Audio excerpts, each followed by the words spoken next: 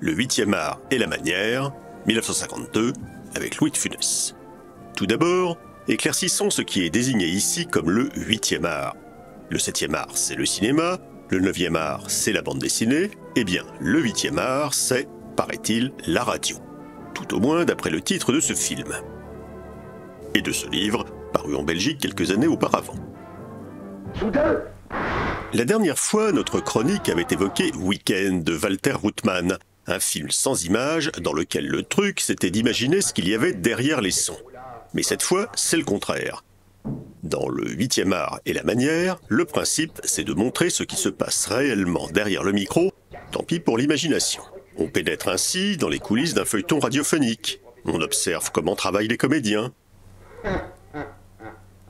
comment travaille le bruiteur, comment le directeur sonore choisit les musiques d'ambiance, et on constate qu'il est parfois forcé de mettre la main à la pâte.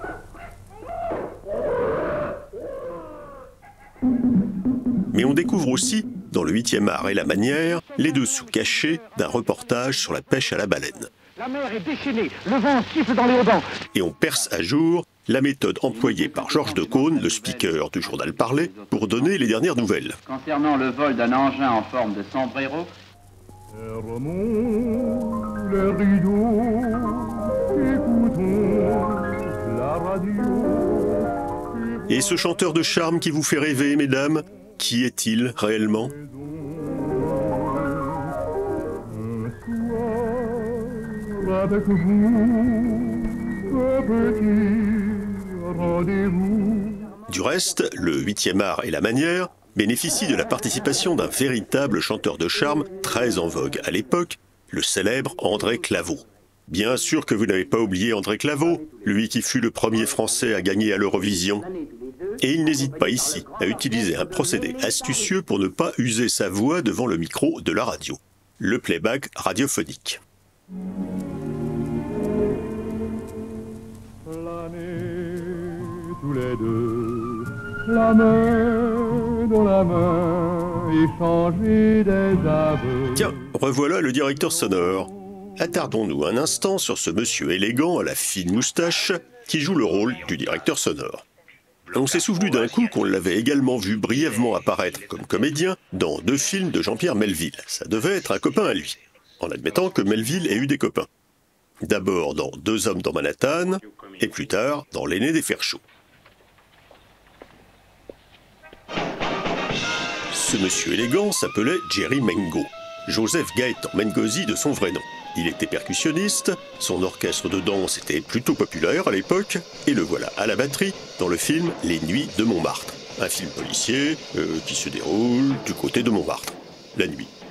Ah, et aussi, c'est Jerry Mengo qui avait composé la leçon de Twist, popularisée par Richard Anthony. Reconnaissons que dans cette version tardive, Richard Anthony ne twiste plus comme au temps de sa splendeur, mais c'est la seule qu'on a trouvée. Et libre à vous de préférer pour danser le twist Sophia Loren, au début du Couteau dans la plaie, le film d'Anatole Litvak pour lequel la chanson avait été composée à l'origine. Dites donc, Jerry Mengo, André Claveau, Sophia Loren, c'est bien gentil, mais Louis de Funès dans tout ça, eh bien le voilà, dans sa période moustache. Ça se refait, tu rentres. Pas quoi d'une heure. Dans le 8e art et la manière, son épouse, c'est Georgette Anis. Et lui, c'est un passionné de radio, qui se réveille tous les matins avec la radio. Il fait sa gymnastique grâce à la radio. Allons point un peu d'énergie. Développer, abaisser. Il se tient au courant des nouvelles du monde grâce encore à la radio. du Pérou. Le pilote Arturo Ribera prend le démenti des autorités chiliennes et affirme avoir effectivement piloté un engin ayant la forme d'un sombrero. Le département des recherches scientifiques. Il écoute des émissions scientifiques à la radio et il s'endort avec sa radio. Le 8e art et la manière était en fait un de ses courts-métrages qui était destiné alors à passer en première partie avant le grand film. Et son réalisateur s'appelait Maurice Régamet, qui était au départ comédien. Il avait connu de Funès en 1949 sur la scène du théâtre Édouard VII, où ils jouaient tous les deux un tramway nommé Désir de Tennessee Williams avec Arletty dans le rôle de Blanche Dubois. Why don't somebody go to the Chinaman's and bring back a loaded chop suey, huh? I'm losing. You want to eat?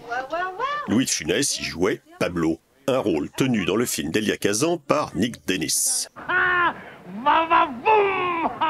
Vous savez, Nick Dennis, qui faisait Vavavoum dans 4e vitesse.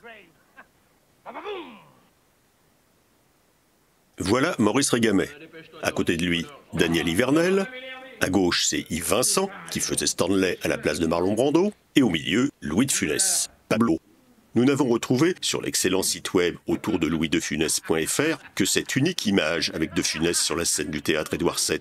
Eh ben Pablo, tu s'y colles pas en cette donne. Mais on a le son de la représentation. Écoutez bien, De Funès demandait d'aller chez le Chinois chercher du chop suey. Dis donc, quelqu'un devrait aller chez les Chinois chercher un peu de chop suey, non? Ah, toi t'as faim, je crois que je perds. Notons mine de rien que si aujourd'hui nous l'avons encore, ce son de la représentation, c'est bien grâce au 8e art, à la radiodiffusion française qui avait retransmis la pièce en différé. Quant à Maurice Régamet, il avait écrit le 8e art et la manière en collaboration avec Armand Jameau, futur ponte de la radio et de la télévision française, le créateur des dossiers de l'écran et de Des chiffres et des lettres. Bonjour à tous. Consonne, voyelle, voyelle, voyelle, consonne. Louis? Eh ben Louis de Funès. C'est Maurice Régamet qui lui a pour la première fois donné le rôle principal dans un film, avec sur l'affiche son nom au-dessus du titre, comme un cheveu sur la soupe, où il est sauvé de la noyade par un éclusier joué par Luc Andrieux. Par ici, par ici! Luc Andrieux, c'est le comédien que l'on a vu dans le rôle du bruiteur tout à l'heure, et que l'on retrouvera plus tard en professeur de gymnastique dans Les 400 coups de François Truffaut, coiffé d'un képi dans Snob de Jean-Pierre Mocky, Il descend l'escalier, il va sortir. coiffé d'un képi dans La Grande Lessive de Jean-Pierre Mocky, ou coiffé d'un képi dans Les Talons de Jean-Pierre Mocky. Chef, je préviens les victimes. Et on s'est dit que c'était l'occasion ou jamais de citer Luc Andrieux, parce que même parmi les comédiens habituels de Mocky, on parle souvent de Jean-Claude Rémolleux, J'aurais tout dit, Fritz.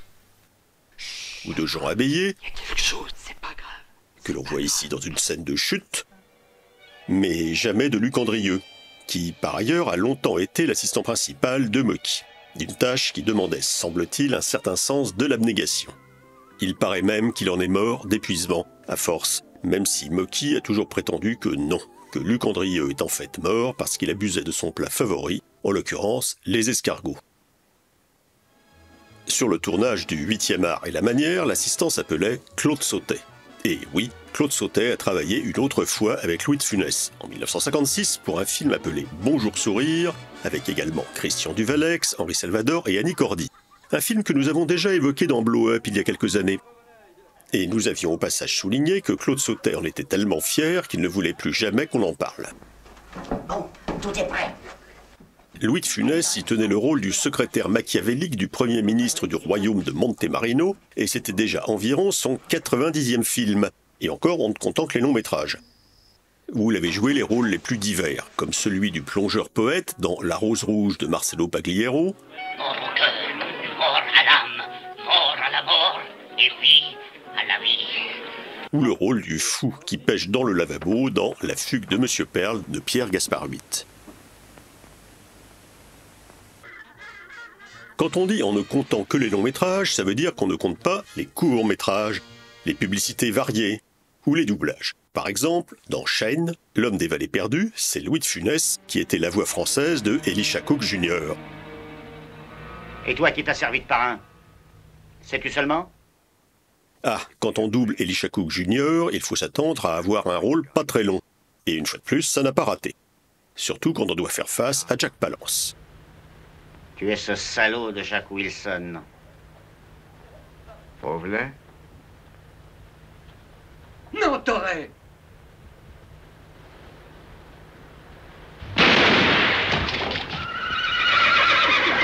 Jacques Palance, qui aurait dû faire attention, pauvre crétin, car Alan-Ladd n'est pas très loin, à 500 mètres, il loge une balle dans un crouton de pain. La preuve.